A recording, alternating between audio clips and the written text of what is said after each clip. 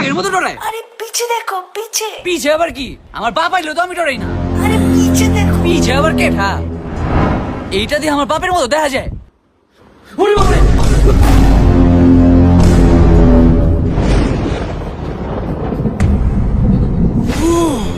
একটু বসি প্রেম প্রীতি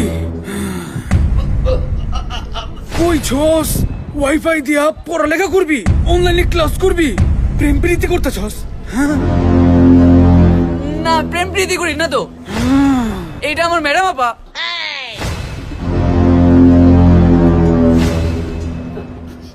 আচ্ছা আপা, তাহলে আজকের ক্লাসটা কি এখানে শেষ করব?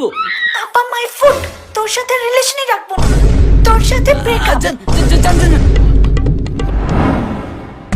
আপা থেকে জান,